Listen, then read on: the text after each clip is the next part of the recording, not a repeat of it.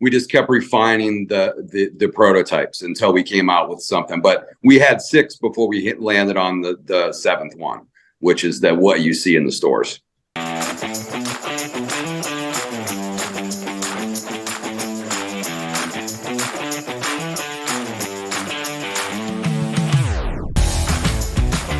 So can we talk a little bit about the process going from 0 to where we are today, and talking about 1 or 2 lessons along the way for the entrepreneurs, and more importantly, frankly, for the chefs out there that are inspired by this story, because they also have amazing ideas?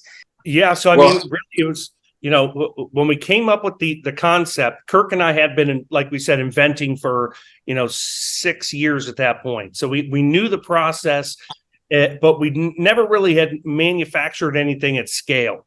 So one of the things that we decided when we came up with the concept, and as first we started making prototypes, right? So we thought of how to do it. So we made prototypes. We made them out of cardboard. Then we made them out of wood. Kirk's got all these tools so we could easily cut things. And then, through trial and error with prototypes that we could make cheaply, we ended up with a very similar design to what we have today. And then from there, we actually went and found a local, a local fabricating shop that was able to laser cut out some samples for us so we could actually cook with them. And, we did all these things, refining the process and refining the product down to where we wanted to make it. And then we had to make a decision, do we want to make this here in the US? Are we going to go overseas to make this thing?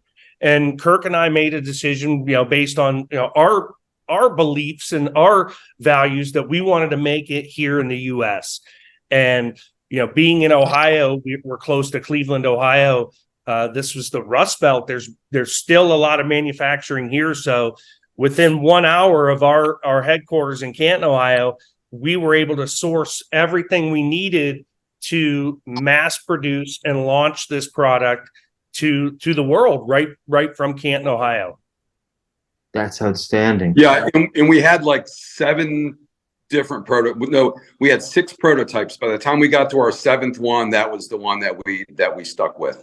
So we built one, it didn't work. We built one, it worked, but it didn't work so good. So we just kept refining the prototypes until we came out with something. But we had 6 before we landed on the 7th one, which is what you see in the stores or online. Whether it's details or broad strokes, can you tell us a little bit about, from prototype 1 to 7, what we see in the stores, about what we learned as far as either what really didn't work or what worked kind of but not really? What was the process there about making it as perfect as it is today? How did we get there?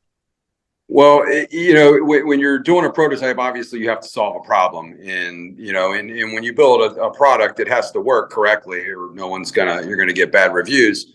But we started out with a couple different designs, and actually, I have this thing called a contour gauge that when I set ceramic tile, goes around corners and it'll actually, mold a shape. So what we did, we bought a chicken and a turkey, and we put this contour gauge on the leg. So that made the dips in that you see now where the legs go into. And then when we were in my shop and we were cutting it out, and it looked like wings, and we were just like, man, this thing looks like a bird. So that's how we ended up putting the heads on it, because it already had wings because of the way that the legs sat into the cradle. And then if you notice the beaks on the turkey, and also there was like little chick heads on the outside of the chicken one. And then that way, because we put that on a rotisserie and it turned upside down, and the wings didn't hold the legs in, they flapped out. So we had to put a little return. We had to put that little beak on there. So when the rotisserie goes, when it's inverted, the chicken's inverted, the actual beak catches onto the skin of the leg and it doesn't fall out of the cradle. What I'm learning as I'm listening to you is it's a lot of detail. It's a lot of detail that a lot of us would take for granted, or even think is just a cute design piece. And reality is, it might be a cute design piece, but in addition, it's a feature that's meant for very hands-on utilization. Yes, exactly. And the thing is we just got our patent. And if anybody out there knows anything about patents, you always have office actions. There's always the examiner looks at it and they send it back. It's like, no, this isn't worded right. This is too close to this. This is, and you have to go back and forth. We had our patent issued on the very first time that there was no office actions with it. So even if it's a piece of stamped metal and 2 wires, anybody can go on Google Patents and find it and read how intricate it really is.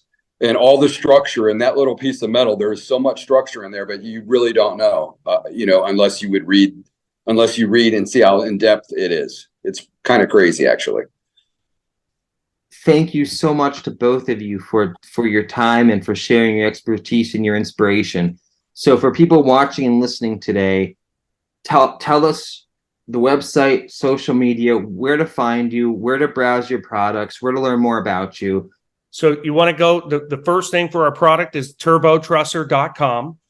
And from there, you can learn all about the product. You can learn more about our journey on Shark Tank.